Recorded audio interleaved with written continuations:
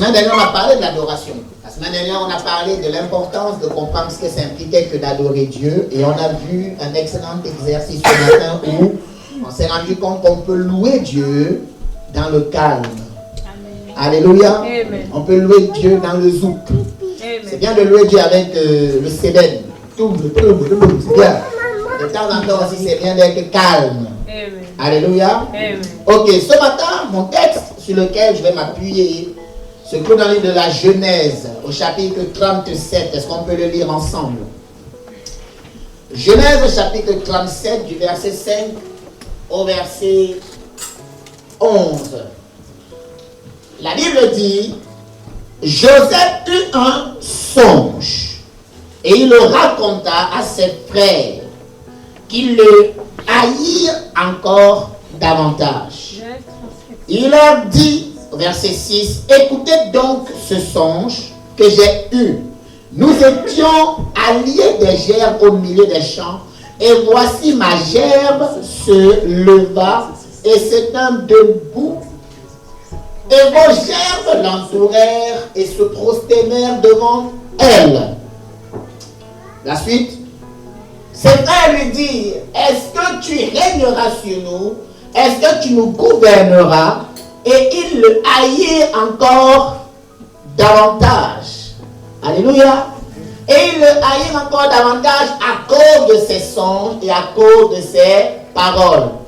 Verset 9, la Bible dit au verset 9, il eut encore un autre songe, il le raconta à ses frères, il dit, j'ai eu encore un songe, et voici le soleil, la lune et les 11 étoiles se prosternaient devant moi. Il le raconta à nouveau à son père et à ses frères. Son père le réprimanda et lui dit, que signifie ce songe que tu as eu? Faut-il que nous venions, moi, ta mère et tes frères, nous prosterner en terre devant toi? Ses frères eurent de l'envie. Ses frères eurent de l'envie contre lui. En fait, l'envie ici, c'est dit de l'aversion. Ça veut dire du mépris, ça veut dire de la colère contre lui. Mais son père garda le souvenir de ces choses. Seigneur, merci pour ta parole. Glorifie-toi au nom de Jésus le Christ. Amen. Amen. Ce matin, je veux parler du parcours de Dieu. Regarde ton voisin, dis à ton voisin, tout ce qui nous entoure répond à un parcours. Il y a un parcours pour tout. Il y a un parcours pour toutes choses dans la vie. Amen. Quand j'observe la vie, quand on regarde un peu ce qui se passe, quand on considère un peu ce qui nous entoure, on se rend compte qu'il n'y a pas de place dans la vie pour le hasard. Les choses n'existent pas de manière hasardeuse. Les choses n'existent pas de manière en fait improvisée. Toute chose qui existe correspond, répond à un parcours en fait que Dieu a déterminé d'avance. Alléluia. Amen. Dieu est un sage architecte. Et comme tout architecte, Dieu n'a pas créé quelque chose et après s'est posé la question de savoir, bon, je viens de créer Caïs, à quoi va servir Caïs? C'est insensé que de créer quelque chose et se poser la question après, à quoi est-ce que ça va me servir? La vérité, c'est quoi? C'est que la forme de quelque chose que tu crées est déterminée par le but que cette chose aura dans ta vie. Alléluia. C'est pour dire quoi? La qualité de ta vie, la forme qu'aura ta vie aujourd'hui, la forme qu'aura ta vie demain, dépend en réalité du but que tu cherches à atteindre. Voilà pourquoi il y a des personnes, quand on regarde leur vie, quand on regarde un peu le but qu'ils ont réussi à atteindre aujourd'hui, on n'est pas étonné. Pourquoi? Parce que quand on regarde le parcours qu'ils ont emprunté, on s'est dit, en fait, ça c'est un parcours de champion. C'est un parcours de champion dans le domaine où il est. Parce qu'il y a des gens qui sont champions dans le faux, et il y a des gens qui sont champions dans le bon aussi. Alléluia. Est-ce que quelqu'un m'entend? Amen. Il est important que tu comprennes ça. Je me dis, et j'insiste encore, première vérité que je veux que tu comprennes ce matin, c'est que, la fonction d'une chose d'un élément, d'un objectif que tu veux atteindre, va véritablement déterminer la qualité de la forme qu'elle aura. Ce n'est pas la forme qui détermine la fonction, c'est la fonction qui détermine la forme. Alléluia. Amen. Est-ce que ça va? Amen. C'est la raison pour laquelle j'insiste, Dieu, comme il n'a rien fait par hasard, avant de te créer, avant que tu existes, avant que tu n'aies un acte de naissance, avant que tu aies une date de naissance, Dieu s'était déjà posé la question au-delà de lui. À quoi servira telle personne sur terre? Pourquoi est-ce que tu es né exactement dans cette génération? Tu aurais pu être né dans les années glorieuses. Tu aurais pu être né en 1920. Tu aurais pu être né pendant la guerre froide ennemie. Mais en réalité, tu es né dans une époque bien déterminée par Dieu. Pourquoi? Parce que Dieu avait tracé ce qu'on appelle un but dès le départ pour ta vie. Alléluia. Amen. Proverbe chapitre 16, verset 4 dit, écoutons ensemble. Proverbe chapitre 16, verset 4 va dire, l'Éternel a tout fait pour un but. Dieu a tout créé, Dieu a tout instauré, Dieu a tout imaginé, Dieu a tout conceptualisé ou dans un but. Quand on parle de but ici, bien aimé, on parle d'objectif. Quand on parle de but ici, on parle de parcours. Quand on parle de but ici, on parle d'un certain nombre de choses qu'on aura réellement au travers d'un résultat. Bien aimé, le résultat peut être bon ou le résultat peut être mauvais. Mais dans tous les cas, il y a un but pour toute chose dans la vie. Amen. Amen. Je veux que tu comprennes ça. Pourquoi est-ce que je veux te parler du parcours de Dieu? Qu'est-ce que le parcours peut nous enseigner? Qu'est-ce qu'apporte un parcours dans la vie d'un homme? Quand on regarde sa vie, pourquoi est-ce qu'il est une source d'inspiration pour les uns et suscite le mépris pour les autres? Que peut nous enseigner le parcours de Dieu dans notre génération? Un parcours, je vais le définir comme étant l'ensemble des étapes.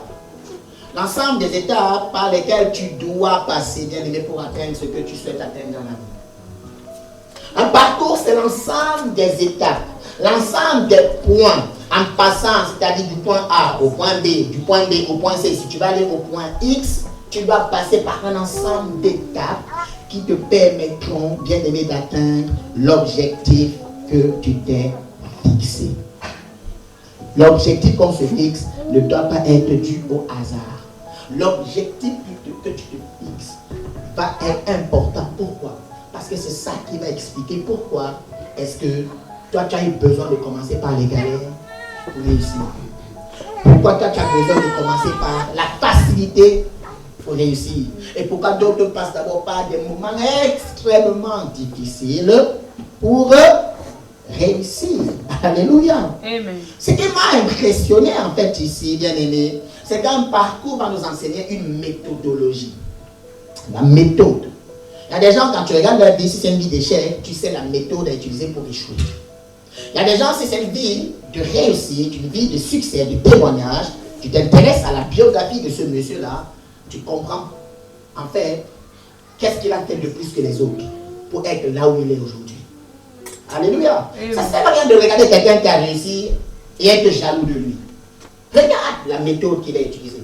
Regarde quel était son parcours. Regarde par quoi est-ce qu'il est passé. Pourquoi est-ce qu'il est passé par là. Pourquoi est-ce qu'il a accepté d'aimer aujourd'hui, de payer le prix pour que demain, il soit heureux. Pourquoi est-ce qu'il a accepté de même aujourd'hui d'être la personne qui a besoin qu'on aide pour que demain ce soit lui qu'on vient voir quand on a besoin d'aide. Alléluia. Parce qu'on ne vient pas voir quelqu'un quand on a besoin d'aide par hasard. C'est parce qu'on sait que si je vais le voir parce que j'ai besoin d'aide, bien il y a quelque chose que Dieu a mis en lui qui pourra être une solution pour moi. Il est important que tu comprennes ça. Alléluia.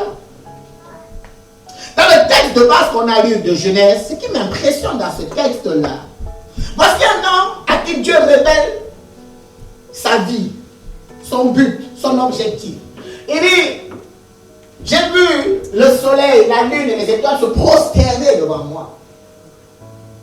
Quand tu as un rêve comme ça, quand tu as un songe comme ça, où tu te vois bien-aimé à la place de ton patron, où tu te vois à la place de ton leader, où tu te vois à la place, ou à une position de leadership, quelquefois, dès que tu vas le raconter aux gens, ça va susciter ce qu'on appelle du mépris. Ça va susciter ce qu'on appelle la colère. Ça va susciter ce qu'on appelle pour qui tu te prends. Tu es meilleur que moi. Tu veux ma place. Or, moi, je m'attendais, quand je lisais le texte de base, à ce que Jacob, puisqu'il s'agit de Joseph, en fait, je m'attendais à ce que Joseph dise, frère, ce n'est pas moi qui ai inventé mes rêves. Mes rêves ont été imposés par Dieu. Quelqu'un ne comprend pas de quoi je parle. Personne ne s'endort la veille en disant, bon, aujourd'hui je vais lever que je suis président de la République. C'est pas possible. Lorsque, bien aimé, Dieu t'inspire un rêve, c'est parce que tu es en train de monter là où il veut que tu sois. Mais Dieu ne te montre pas là où il veut que tu sois en fonction de tes qualités, mais c'est parce qu'il a d'abord commencé par te donner un but à terre avant de commencer maintenant à te donner le parcours que tu dois emprunter. Joseph, ce qui est intéressant, c'est que il se voit grand. Il voit tout le monde se prosterner devant lui. Mais Dieu n'avait pas dit à Joseph que pour atteindre ce niveau, tu allais souffrir. Pour atteindre ce niveau, tu allais aller en prison. Pour atteindre ce niveau, on allait t'accuser de viol injustement. Pour atteindre ce niveau, tes frères même allaient te vendre comme esclave. Pour atteindre ce niveau, on va se moquer de toi. Pour atteindre ce niveau, on va te demander à un moment donné, mais où est ton Dieu? Tu dis que tu es chrétien, je ne vois pas ton Dieu. En quoi est-ce que tu es chrétien? Qu'est-ce qu'il y a de Dieu en toi? Au point parfois tu te poses des questions de savoir, est-ce que j'ai vraiment fait le bon choix? Dieu n'a pas pris soin de te mentionner toutes les autres étapes. Dieu a finalement commencé par te montrer la fin avant de te faire commencer par où tu dois passer. C'est ce qu'on appelle le parcours de Dieu. Tu dois commencer, bien aimé, par comprendre la fin avant d'entrer dans le parcours. Pourquoi? Parce que, bien aimé, ne commence pas quelque chose si tu ne sais pas à quoi va ressembler la fin. C'est pour ça que Dieu, quand il regarde l'histoire de Joseph, il montre d'abord à Joseph la fin. Pourquoi? Parce que lorsque Joseph voit la fin de lui en tant que leader, premier ministre en Égypte demain, bien aimé, ça suscite la foi. Et tu as besoin de la foi pour faire face aux défis que tu vas rencontrer aujourd'hui.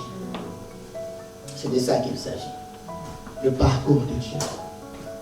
Tu as besoin de la foi pour comprendre que, bien aimé, actuellement tu n'as peut-être pas d'argent. Actuellement c'est peut-être compliqué dans ton couple. Actuellement c'est peut-être que tu as eu pourri dans ta vie. Tu n'as peut-être aucune forme. Tu penses peut-être que tu n'as aucune perspective. Mais souviens-toi qu'un jour, peut-être que tu es encore jeune, Dieu a montré un dessin, la finalité. Il a dit, écoute, je veux que tu sois là-bas, à ce niveau. Pourquoi? Parce que Dieu savait au-dedans de lui que tu auras besoin de la foi pour aller là où il faut que tu ailles. Parce que les raisons pour te décourager existent, je t'assure. Les raisons pour que tu abandonnes existent. Les raisons pour que tu renonces existent. Mais Dieu commence d'abord par te montrer à quoi va ressembler le wow. Pour que tu commences par dire, hé. Amen. Est-ce que quelqu'un voit de quoi je parle? Je suis en train de parler du parcours de Dieu ce matin. Alléluia. Je suis en train de parler de ce parcours, un parcours où tu dis à ton frère qui se moque de toi parce que tu lui as raconté le rêve que Dieu a fait. Mon gars, tu dis, écoute, je n'ai pas téléphoné à Dieu, dit, donne-moi le plus beau des rêves. Non. Dieu n'a pas demandé ton avis pour te donner une grande destinée. Je répète encore parce que tu ne comprends pas. Amen. Dieu n'a pas besoin de te demander ton avis pour que tu aies une grande étoile sur ta vie. Amen. Les gens aujourd'hui te demandent parce que tu as une grande étoile sur ta vie. Mais la bonne nouvelle pour toi et moi, et c'est peut-être triste, c'est que de la même façon que dans ton parcours, il y aura des victoires. Et dans ton parcours, tu devras rencontrer aussi le diable en chemin. Parce que dans le parcours, on passe aussi par un affrontement avec le diable. Jésus, dans son parcours de sauveur, à un moment donné, a affronté le diable. Voilà pourquoi je suis toujours étonné de ce que certains se disent. Pourquoi toujours moi, frère? Il faut que ce soit toujours toi. Parce que tu ne resteras pas si ce n'est pas toi. Alléluia. Ah, regarde ton voisin, dis-lui, je parle du parcours de Dieu ce matin. Dis-lui, on parle du parcours de Dieu ce matin. Amen. Alléluia. Amen. Mon objectif ce matin, c'est de nous aider tous à réellement comprendre que notre vie est une succession d'étapes. Ta vie est une succession, une multiplication d'étapes qu'il n'y a que toi seul par laquelle, en fait, il n'y a que toi qui dois passer par ces étapes-là. Ton voisin ne vivra pas ce que tu vas vivre. Pourquoi? Parce que ce par quoi ton voisin est passé, s'il passe par là, ça n'aura pas les mêmes effets que toi sur ta vie. Je répète encore. Ce par quoi moi je passe, si mon frère vit la même chose que moi, il ne va pas vivre ça de la même façon. Pas du tout. Parce que chacun, lorsqu'il vit quelque chose bien aimé, c'est pour un but bien précis. Il y a certaines personnes qui passent par là, ce qu'on appelle des positions de manque. Tellement tu es dans le manque, tellement tu es broke, tu es tellement à découvert, qu'il n'y a même plus de mots pour expliquer le montant de découvert dans ton compte. Alléluia. Amen. Tu es tellement dans le manque de ton bien-aimé. En fait, le manque par lequel tu passes te rapproche de Dieu. Mais il y a d'autres personnes qui vivent le manque, qui vivent la difficulté, qui vivent la disette. Ils n'ont pas de sous. Mais en fait, l'objectif de ce manque que eux ils vivent, c'est simplement pour se rendre compte que, frère, il y a des choses que tu n'achèteras jamais malgré tout l'argent que tu as. Quelqu'un me comprend?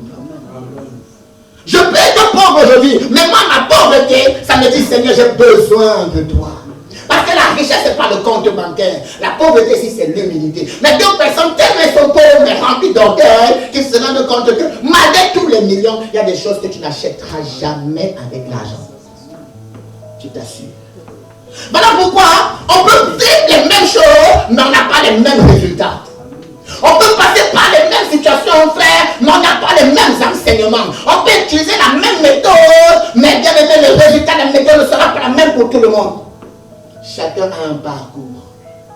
Chacun doit passer par un parcours. Chacun doit passer par des étapes bien déterminées. Voilà pourquoi on doit vivre des étapes. C'est ça la vie. Si quelqu'un t'avait fait croire que non, dans la vie, il n'y a pas d'étapes sans étapes. Dis à ton voisin, il y a des vies, il y a des étapes dans la vie. Il faut un temps pour que tu sois en difficulté. Dis-le à ton voisin, il y a un temps pour que tu sois en galère. Il y a un temps pour que tu sois en difficulté. Il y a un temps pour que tu sois dans le besoin. Il y a un temps pour que tu sois vraiment tellement broke que même quand on te voit, ça se lit sur toi que tu es broke. Il y a un temps pour ça, pour que quand les gens te regardent, ils disent, il y a pour vraiment le pauvre. Il y a un temps pour que les gens te disent, le pauvre. Mais il y a aussi un temps pour que les gens regardent et disent, oh, comment se fait-il qu'elle a réussi? Pourtant, on a dû commencer, ce garçon. Ça ne vous est jamais arrivé ça? Quand tu regardes la vie de quelqu'un, tu dis, mais pire, mais il a. Oh là là, mais pire, mais pourtant, c'était un délinquant hier. Mais un délinquant, je dis qu'il a un poste à responsabilité. Yes. Pourquoi? Parce que Dieu prend les choses folles pour confondre les sages. Dieu prend les choses sans valeur, inutiles, pour les faire asseoir à la table des rois. Voilà pourquoi ne me regarde pas maintenant, parce que ma vie ne dépend pas de mon présent. Yes. Ma vie dépend de ce que Dieu a dit. Alléluia. Voilà pourquoi quand je regarde ma vie bien aimée, je regarde d'abord la destinée. C'est-à-dire Dieu a tracé, il a mis en orbite. Je regarde seulement l'orbite, je ne regarde pas les crocodiles qui sont en bas. Voilà pourquoi Dieu dit, lève les yeux vers la montagne, parce que le secours te viendra d'Éternel. Si tu passes ton temps à regarder derrière, là, tu vas voir vraiment les obstacles. Tu vas te dire, non, je ne peux pas. On regarde Goliath en bas, mais on regarde Dieu en haut. En haut, ta destinée en haut. Amen. Il s'agit du parcours de Dieu. Et tu dois passer par là. Tu dois vivre ça. Tu dois accepter de vivre ces choses-là. Alléluia. Amen. Quand quelqu'un te dira, frère, j'ai vécu ça. J'ai connu ça. Je suis passé par un tas de moments difficiles. Ces moments n'auront pas forcément les mêmes résultats que pour les autres, bien aimés. Quand tu deviens chrétien, il y a une chose que tu dois apprendre à faire. C'est simplement faire confiance à Dieu. Tu dois simplement faire confiance à Dieu. Je t'assure. Les gens ne comprennent pas toujours ce qui est beau. Vous savez, ce qui est admiré aujourd'hui, au départ, ne ressemble à rien du tout. Je répète encore. ce qui est beau, ce qui est admiré, ce qui est extraordinaire au départ, ça n'a aucune forme. Voilà pourquoi quand Dieu crée le ciel et la terre, la Bible dit au commencement, Dieu créa quoi? Le ciel et la terre. Et la terre était comment? Informe et vide. Ça n'avait aucune forme. C'est-à-dire ça n'attirait pas.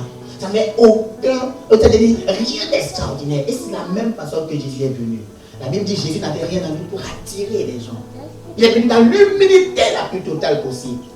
Rien ne pouvait impressionner les gens quand Jésus est arrivé. Mais pourtant, c'était le sauveur quand même. C'était le sauveur quand même.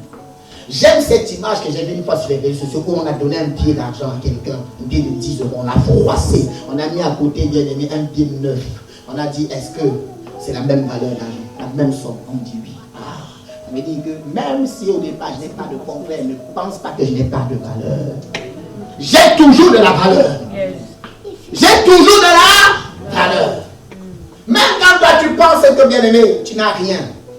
Est-ce que tu sais que le fait que tu n'aies rien, c'est justement le rien que Dieu veut que tu aies pour apprécier ce que tu auras demain. Ah, tu ne comprends pas. Il faut que tu sois passé par rien pour que quand tu auras dit, avant je n'avais rien. Parce que tu ne sais pas rien ressemble quand tu connaîtras l'abondance. Est-ce que je parle à quelqu'un? Amen. Alléluia. Tu dis non, frère, il ne me sert à rien, frère. Il te sert au moins à comprendre la valeur des choses. Le gars que tu as rencontré hier, peut-être tu l'as rencontré une seule fois. Il est parti, il est sorti, tu pensais qu'il est entré pour rien dans ta vie. Non. S'il est entré, il y avait un objectif. Peut-être que son rôle, c'était simplement justement de te blesser. Pourquoi? Parce que pour comprendre ceux qui sont blessés, il faut un jour que tu étais blessé.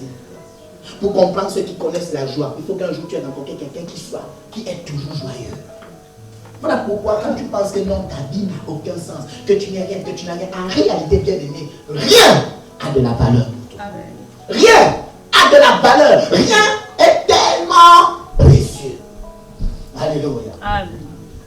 Quand on parle du parcours de Dieu, je vais te dire, en réalité, on a touché un tout petit peu ça pendant la veillée ce vendredi. L'objectif final, l'objectif ultime que Dieu en fait a préparé d'avance. L'objectif ultime que Dieu a mis à part au départ, c'est quoi, bien aimé? Quand on parle du parcours, c'est que la finalité de ta vie, c'est quoi? C'est donc tu dois vivre Jérémie chapitre 29 au verset 11.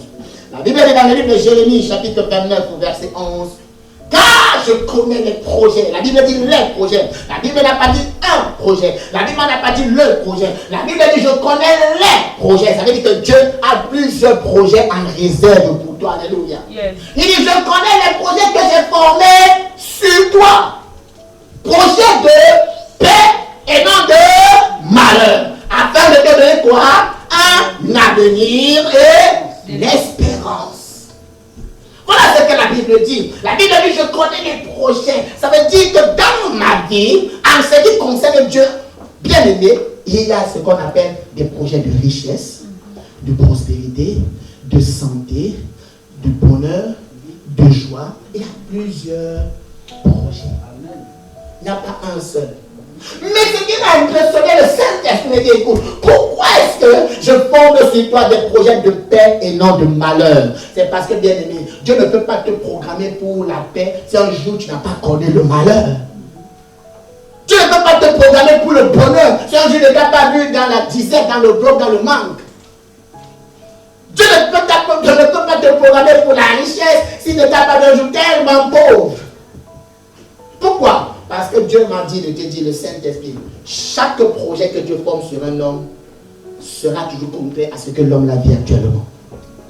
Je répète, peut-être que tu ne comprends pas de quoi je parle. Chaque projet que Dieu forme sur ta vie sera toujours opposé à ce que tu vis maintenant. Toujours opposé.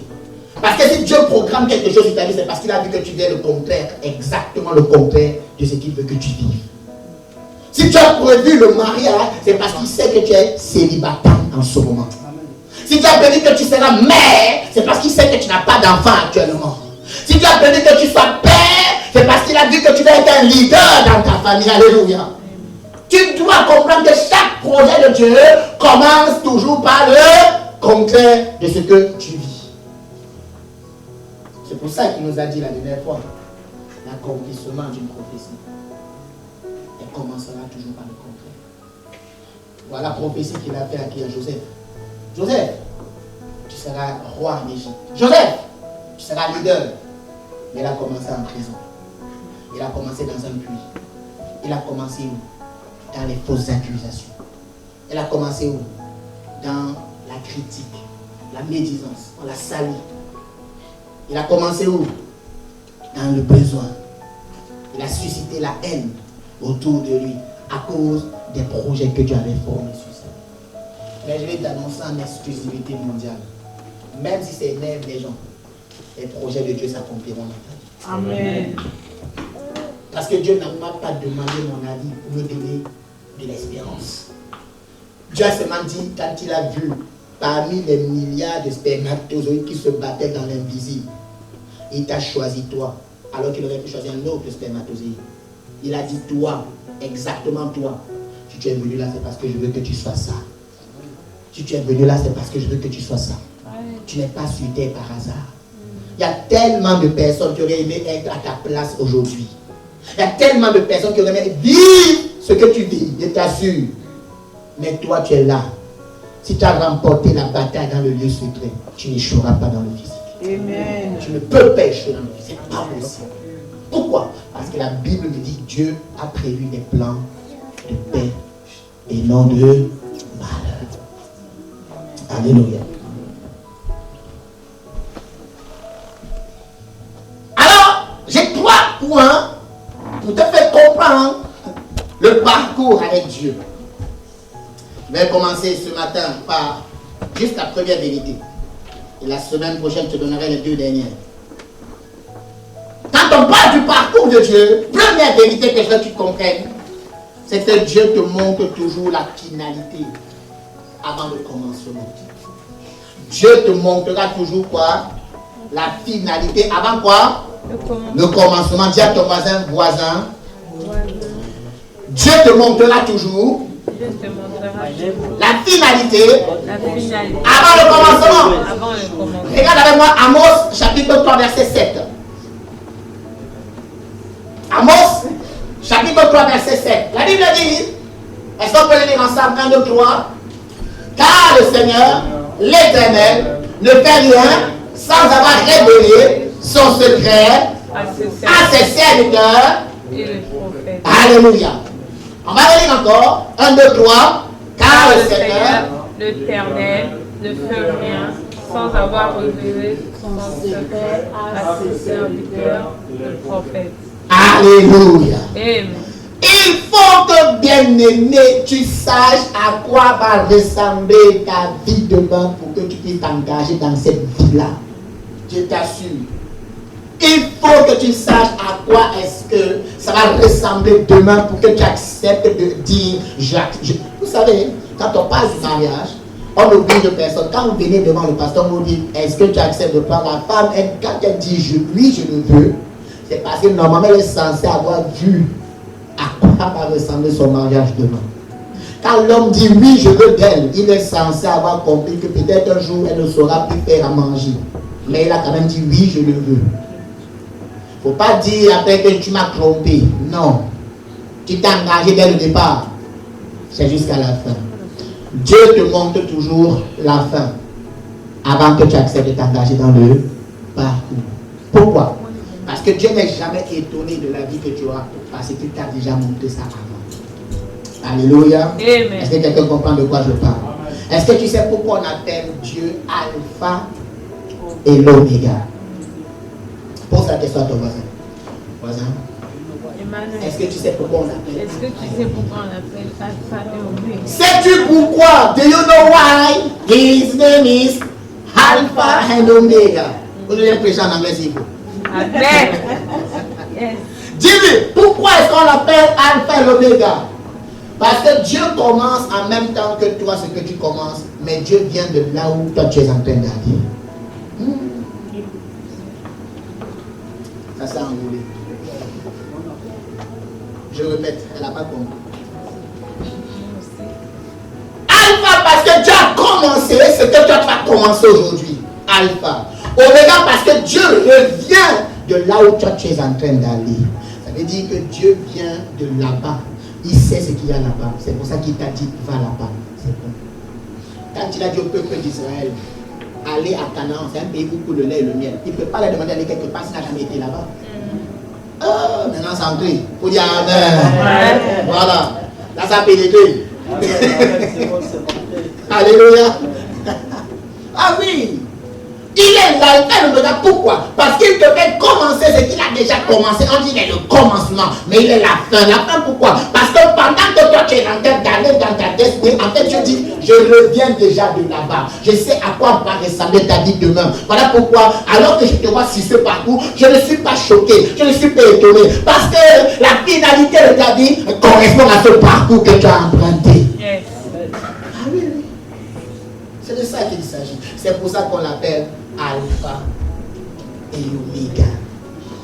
Il revient de là où moi je suis en train d'aller. Et c'est pour ça qu'il était étonné de te voir dans ce parcours. Alléluia. Amen. Je veux dire à quelqu'un que tout ce que tu dis, bien aimé, aussi sincère sois-tu, aussi sincère que tu sois avec Dieu, sache que ça fait toujours partir de ton parcours. Peut-être qu'aujourd'hui tu as connu tellement d'échecs. Peut-être que tu as fait ce que toi tu pensais comme étant des erreurs. Mais dis-toi que même les erreurs, Dieu est capable d'utiliser ça dans ton parcours. Même les erreurs, même ce que tu m'as dit, hey, je me suis trompé, frère, papa, même c'est fait exprès que tu te trompes pour que tu connaisses la vérité. Tout ce qu'on vit, bien aimé, correspond à un parcours, à des étapes par lesquelles Dieu veut que tu passes. Pourquoi? Parce que Dieu a déjà tracé la fin de ta vie. Dieu a déjà tracé la finalité de ta vie. Quelqu'un m'a dit un jour, et j'étais tellement d'accord avec lui, si tu vas aller quelque part où tu n'as jamais été, approche-toi de ceux qui ont déjà été là-bas. Alléluia. Amen. Si tu veux être chef d'entreprise, approche-toi des chefs d'entreprise. Parce qu'ils savent les défis qu'il y a là-bas aussi. Mais ils savent aussi les victoires qu'on remporte quand on est chef d'entreprise. Si tu veux être quelqu'un de prospère, approche-toi de quelqu'un qui est prospère. Tu vas entendre en permanence que lui a des challenges de 1000 euros, de 200. Comme ça, tu vas arrêter un peu avec les défis de 10 euros. Oui, parce qu'on n'a pas tous les mêmes défis. Amen. Mais j'ai compris une chose, c'est que la foi vient de ce qu'on entend. Quand moi je les entends dire, frère, paye trop d'impôts. Pour payer les impôts, ça veut dire qu'il a des sous. Ça, c'est le bon problème. Ah, là, le problème. Parce que celui qui ne paye pas des impôts, c'est un assisté. Mais quand tu payes les impôts, ça veut dire qu'on sait que tu as les moyens pour payer les impôts. Moi, je vais être dans cette tranche. Amen. Et je suis déjà dans cette tranche. Yes. Voilà. Je ne sais pas pourtant, ne dis même pas amen pour me flatter. J'ai dit ce qui est vrai. Je suis là-dedans aussi. Voilà, pas être dedans. Oui. Alléluia. Amen. Mais comme on est intelligent, quand tu es censé payer beaucoup d'impôts, Dieu te dit, mon gars, ton gars est un fiscaliste. Il va te faire des stratégies pour que tu ne payes jamais les impôts. Il va te dire, comment ça? Fais des dons à des associations. Quand tu fais des dons à des associations, c'est défiscalisé. Pasteur, donc c'est vrai. Oui, c'est vrai. Donc si je fais un don de 1000 euros, on me rembourse 600 euros. Mais c'est grave. Oui, c'est vrai. C'est ce qu'on appelle le mécénat. À l'église, on apprend ça aussi. À l'église, on parle à l'école de la fiscalité aussi. Amen. Dis à ton voisin, fais-toi à l'église. Fais-toi à l'église. Voilà pourquoi vous êtes étonnés comment Bill Gates, comment ces gens font pour être en permanence, alors que chaque année, tu entends, quand tu regardes leur fondation, ils font des dons immenses. La dernière fois, j'ai vu Bill Gates, en fait, un article sur mon profil professeur LinkedIn. En fait, il a rencontré l'homme le plus riche d'Afrique. L'homme le plus riche d'Afrique s'appelle Aliko Dangote. C'était un Nigérien. Le gars pèse des milliards. Et ce monsieur a rencontré Bill Gates, entre eux milliardaires. Je t'assure, qu'est-ce qu'ils ont comme projet? Ils ont des projets de comment aider, créer des ONG pour aider les gens, pour faire des dons. Mais quand l'administration fiscale voit que, frère, ils donnent au moins 50% de ses revenus, l'administration fiscale arrange un discours pour dire que, frère, il y a un retour à la main. C'est pour ça qu'ils aiment ça. Tu entends que, tiens, oui, Bill Gates a financé, par exemple, tel projet de recherche, tel Bill Gates a fait telle chose, il a fait telle chose, Dangote a fait telle chose. Intéressez-vous à des gens qui sont déjà allés là où vous voulez aller demain. Moi, je vais aller dans cette gamme-là. Voilà pourquoi je m'intéresse à Bill Gates, à Aliko Dangote, je m'intéresse à ces gars qui ont déjà atteint un certain niveau d'influence. Voilà. cherchent quel est leur parcours. Je m'intéresse à leur biographie. Je m'intéresse à leur histoire. Il y a des gens qui sont venus en Europe en passant par la Méditerranée. Les gens qui sont venus en Europe en passant par les Pyros. Mais si tu le vois aujourd'hui, tu n'as même pas l'impression qu'un jour, il a connu la Pyro. Dieu t'assure, tout est une question de parcours. Il y a des gens qui sont là, ils n'ont pas de papier aujourd'hui, mais demain, tu as envie de les rencontrer parce qu'ils sont la solution pour toi demain. Ah, quelqu'un ne comprend pas. Aujourd'hui, toi, tu as peut-être les papiers français, mais tu ne sais même pas comment les étudier, mais quelqu'un n'a même pas encore les papiers français. Et là, j'ai plus de valeur. Amen. Pourquoi? Parce que c'est un état d'esprit. Si tu comprends le parcours de Dieu, et t'assures, tu ne fais pas les choses par hasard.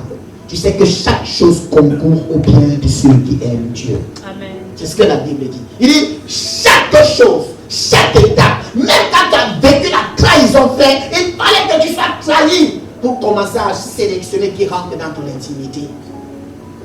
Comment veux-tu même pas connaître qui avec toi si tu n'as jamais été poignardé dans le dos? Comment veux-tu connaître ton bien-aimé à qui tu peux te confier si tu n'as pas dit un jour ton secret à ton meilleur ami, entre guillemets, s'il n'a pas été fait la radio pour toi pour dire ça à tout le monde? Comment veux-tu pouvoir être la personne qui va soutenir, aider quelqu'un, frère, si à un moment donné tu n'as pas été la personne qui a besoin qu'on aide aussi? La Bible dit chaque chose concourt au bien de ceux qui aiment Dieu. Il y a un parcours pour toute chose dans ta vie. Tu ne sais pas quelles sont les erreurs que tu as faites. Tu ne sais pas quelles sont les frustrations par lesquelles tu es passé. Mais laisse-moi te dire que la finalité, c'est les projets de paix et non de malheur que tu as. C'est ça l'objectif final. Mais pour atteindre la paix, le bonheur, il faut passer par le contraire. Il faut passer par l'opposé. Il faut passer par ces moments-là. Parfois, ça arrive comme ça à la maison. Tu as l'impression que Pierre, il n'y a que les mêmes qui sont toujours bénis. C'est jamais toi. Parfois, tu es là, tu te dis, mais pourquoi toujours eux? C'est eux qui sont toujours honorés. On ne parle que d'eux. Pourquoi toujours eux? Frère, il y a un temps pour qu'on parle d'eux. Il y a aussi un temps pour qu'on parle de toi. Ah oui. Pourquoi? Parce que ce que eux ils vivent, tu ne peux pas vivre ça. Tout comme ce que toi tu vis, ils ne peuvent pas vivre ça. Vous savez, le degré de souffrance n'est pas supporté de la même façon par un homme ou par un autre. Non. Il y a des gens qui sont passés par la Méditerranée, j'ai expliqué tout à l'heure. Si tu dis à quelqu'un que viens on va à la Méditerranée, il va dire, avec la Pierrot, ça ne va pas, non? Et à la Pierrot, non, vous laissez ça. C'est-à-dire quand le bateau sera tangué, c'est-à-dire tu as besoin de ramasser un peu l'eau et ça revient. Tu commences à voir tes joues défiler. Tu commences à dire, je me rappelle tes petits seigneurs, pardon, il fallait brûler dans la marmite. Donc tu commences à faire des fancies. Parce que tu ne sais pas ce que ça va donner le. Alléluia. Il y a d'autres personnes qui passent par des moments tellement difficiles que lui, quand il te raconte ces moments difficiles, tu rigoles. Parce que toi, tu as connu pire. Ah oui. On lui pense que c'est le sommet. Le sommet, c'est quoi? Ma maman m'a privé de manger vidéo.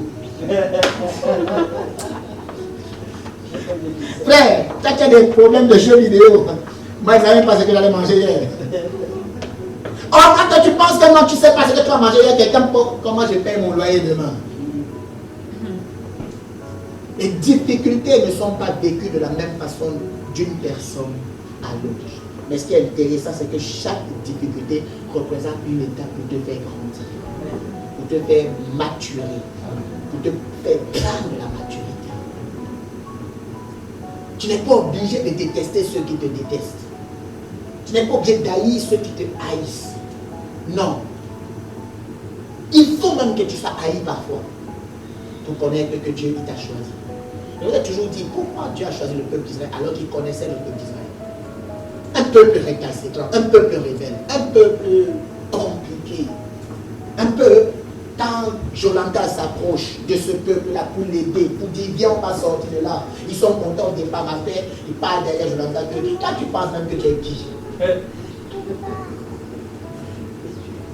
Alléluia. Toi, là, avec ta petite taille, là, elle est engagée. J'espère. C'est comme ça qu'il parle du pasteur. Pasteur, il est quitté. Oui, il y en a qui parlent, je vous assure. C'est vrai. Il vient te voir au départ, mais quand il vient te voir, c'est là que tu sais qu'il y a des gens qui connaissent. Daddy, oh là là, papa. Mais quand tu n'es pas là, il t'appelle par ton prénom. Mais devant ton papa, dad. Oh, ça c'est mon père. Mais quand tu n'es pas là, Charlie. C'est vrai ou c'est pas vrai? Amen.